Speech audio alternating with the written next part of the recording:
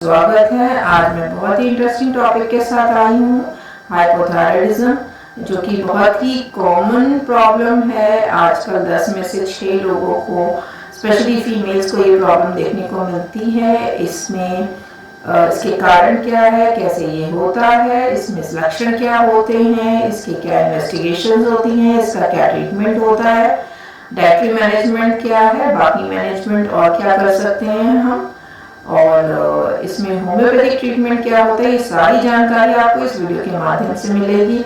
और अगर आपको ये वीडियो इन्फॉर्मेटिव लगे तो इसे लाइक करें, शेयर करें और मेरे चैनल को सब्सक्राइब करना ना भूलें। तो शुरू करते हैं। हाइपोथायराइडिज्म के बारे में जानते हैं। हाइपोथायराइडिज्म होता क्या है? तो हमारे गले में एक ग्लैंड होता है, थायराइड ग्लैंड, जिसका काम होता है T3 T4 को रिलीज करना।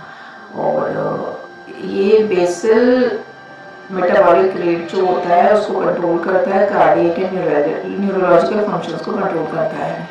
तो बेसिकली T3 या T4 डेविएट हो जाता है या TSH डेविएट हो जाता है तो हमें हाइपोथायराइडिज्म होता है। तो बेसिकली जो TSH यानी कि थायराइड स्टिमुलेटिंग हार्मोन होता है वो एंटीरियर पिट्यूटरी ग्लैंड से रिलीज होता है और ये कंट्रोल करता है प्रोडक्शन और रिलीज ऑफ T3 और T4। और कहीं पर भी T3 T4 अगर डिक्रीज हो जाते हैं या फिर TSH लेवल डिक्रीज हो जाता है तो हमें हाइपोथायराइडिज्म होता है। और अगर TSH लेवल इंक्रीज हो जाता है, जो कॉमन रेंज होती है उससे ज़्यादा बढ़ने लगता है, तो ये हाइपोथायराइडिज्म हो जाता है। तो इस टॉपिक में हम जानेंगे हाइपोथायराइडिज्म के बारे में। हाइपोथायराइडिज्म होता क्या है, क्योंकि बहुत ज़्यादा कॉमन हाइपोथायराइडिज्म ही है, तो हम उसी के बारे में इसमें डिटेल में चर्चा करेंगे। कॉज की बात करें तो थायराइड फेलियर में होता है, जो कि प्राइमरी कॉज है इसका। सेकेंडरी कॉज में ये पिट्यूटरी ग्लैंड या हाइपोथैलेमस की किसी डिजीज़ के कारण हो सकता है, या फिर कोई ड्रग इंड्यूस हो सकता है। प्रेगनेंसी में भी ये हो जाता है कुछ फीमेल पेशेंट्स को। और सिम्टम्स की बात करें तो इसके लक्षण बहुत ही कॉमन है। इसमें थकान बहुत ज़्यादा होती है, वेट गेन होता है। हाइपोथायराइडिज्म में वेट लॉस होता है और हाइपोथायराइडिज्म में वेट गेन होता है। इसमें हमारा गैस्ट्रिक सिम्टम्स आते हैं, जैसे कि भूख ना लगना या एक्सेसिव भूख लगना, वेट गेन होना और थकान रहना, थका थका महसूस करना, कुछ काम करने का दिल नहीं करना, जॉइंट्स पेन होना, क्रैम्प्स होना, बहुत ज़्यादा क्रैम्प्स होना, ये हो जाता है। हेयर्स ब्रिटल हो जाते हैं, हेयर का टेक्सचर खराब होना, हेयर लॉस होना, हेयर फॉल होना, ये इसके सिम्टम्स में आते हैं। इरिटेबिलिटी बढ़ जाती है, चिड़चिड़ापन ज़्यादा हो जाता है पेशेंट्स में। और कॉन्स्टिपेशन भी एक बहुत कॉमन इसमें होता है। और सबसे ज़्यादा तो मेजर सिम्टम्स होता है कि इसमें वेट गेन बहुत ज़्यादा होने लगता है, बहुत फ्रिक्वेंटली वेट गेन होने लगता है। तो पेशेंट कंप्लेन करते हैं कि थकान हो रही है, हाथ पैर में दर्द रहता है, कुछ करने का मन नहीं करता, मैं खाना बहुत कम खाती हूँ फिर भी मेरा वेट बढ़ रहा है। पीरियड से रेगुलर होना, अदर हार्मोनल इम्बैलेंस भी इसमें हो जाता है। प्लस वॉइस चेंज हो जाती है, हॉर्सनेस ऑफ वॉइस हो सकती है इसमें। हाइपोथायराइडिज्म के केस में इनफर्टिलिटी देखने को मिलती है, प्राइमरी और सेकेंडरी इनफर्टिलिटी दोनों ही हो सकती हैं। तो अगर किसी की बच्चे नहीं हो रहे हैं या मतलब सेकेंडरी इनफर्टिलिटी है तो उस केस में थायराइड को रूल आउट करना बहुत ज़रूरी हो जाता है। प्लस इसमें पीरियड्स इरेगुलर होते हैं, मेनोरेजिया होता है, या बहुत ज़्यादा आएगा पीरियड आएगा या बहुत कम स्कैंटी हो जाएगा, वेट गेन होना, बॉडी मॉर्निंग के समय फूली लगना। पेशेंट्स बोलते हैं कि सुबह हम जब उठते हैं तो पूरी बॉडी फूली लगती है, सूजन रहती है, स्वेलिंग टाइप लगता है। तो ये कुछ सिम्टम्स हैं जो हाइपोथायराइडिज्म में होते हैं और इसका इन्वेस्टिगेशन थायराइड प्रोफाइल से कराया जाता है, जिसमें T3 T4 डिक्रीज हो जाता है और TSH लेवल इंक्रीज हो जाता है। हाइपरथायराइडिज्म में TSH लेवल डिक्रीज हो जाता है और T3 T4 इंक्रीज हो जाता है, और हाइपोथायराइडिज्म में T3 T4 डिक्रीज हो जाता है और TSH लेवल इंक्रीज हो जाता है। तो इसी से पता चल जाता है बस। प्लस थायराइड के पेशेंट्स में एनीमिया बहुत कॉमन देखने को मिला है, एनीमिक होते हैं ज़्यादातर ये पेशेंट। इनमें विटामिन डी डेफिशिएंसी भी हो जाती है, कैल्शियम डेफिशिएंसी भी हो जाती है। तो जिनको भी हाइपोथायराइडिज्म है उनको time to time vitamin D, vitamin B12 और कैल्शियम और हीमोग्लोबिन टेस्ट कराना पड़ता है, क्योंकि इन सब की अगर प्रॉब्लम आती है तो उसको भी करेक्ट करना पड़ता है इसके ट्रीटमेंट के लिए। बात करें तो इसमें थायरॉक्सिन रिप्लेसमेंट ट्रीटमेंट होता है, जिसमें थायरोनोम, एल्ट्रोक्सिन नाम से कुछ दवाइयाँ आती हैं। वो आपका जैसा TSH लेवल होता है उसी हिसाब से आपका एंडोक्राइनोलॉजिस्ट आपको सजेस्ट करता है। आपकी बॉडी के अकॉर्डिंग, आपके वेट के अकॉर्डिंग और जो भी आपके सिम्टम्स होते हैं उसके अकॉर्डिंग आपके लिए डोज आपको सेट की जाती है। एक गोली रोज़ मॉर्निंग में लेनी होती है इसको, और ये थ्रू आउट द लाइफ खाना पड़ता है। अगर होम्योपैथी की बात करें तो होम्योपैथी में इसका स्कोप है, होम्योपैथी में हम इसको कंट्रोल कर सकते हैं।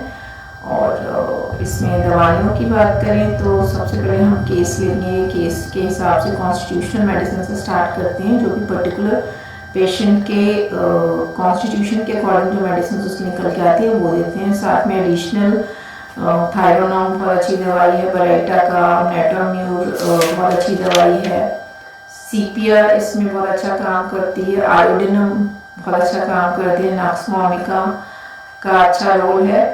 तो ये सब कुछ मेडिसिन है जो इसमें दी जाती है। मेमोरी लॉस भी थायराइड के केस में होता है, मेमोरी बहुत वीक होने लगती है पेशेंट्स की, तो अगर ऐसा कुछ होता है एनाकार्डियम दी जाती है।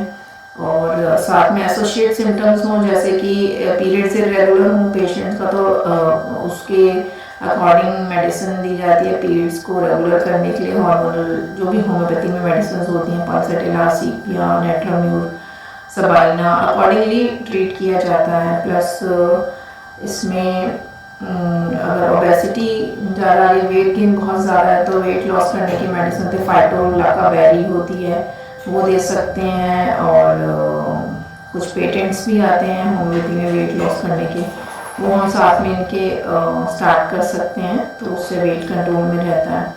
डाइटरी बात करें तो सॉल्ट जो होता है, आयोडीन सफिशिएंट सॉल्ट दिया जाता है। प्लस मिंट जिनको है वो कोरिएंडर और मिंट का ज़्यादा से ज़्यादा इस्तेमाल करें। और हैवी रिच फूड ना खाएं, फ्राइड ना खाएं, ऑयली चीज़ें ना लें, पानी का इंटेक ज़्यादा करें, और कीवी ज़्यादा खाएं, कीवी बहुत अच्छा होता है इस केस में। और एंटीऑक्सीडेंट वाले जो फ्रूट्स हैं सारे फ्रूट्स खाएं, और वाटर का इंटेक अपना ज़्यादा रखें। एसिडिक फूड ना खाएं, बॉडी को अल्कलाइन रखने की कोशिश करें कि अल्कलिक बॉडी रहे।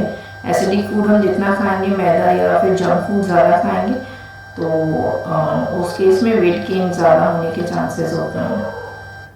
और जो भी एसोसिएट सिम्टम्स होते हैं साथ में उनको ठीक करना बहुत ज़रूरी होता है। इसके साथ में जैसे विटामिन डी की डेफिशिएंसी बहुत ज़्यादा हो जाती है पेशेंट में। अक्सर पेशेंट में देखा गया कि जिनको थायराइड है उनका विटामिन डी हमने टेस्ट कराया तो विटामिन डी उनका कम आएगा ही आएगा।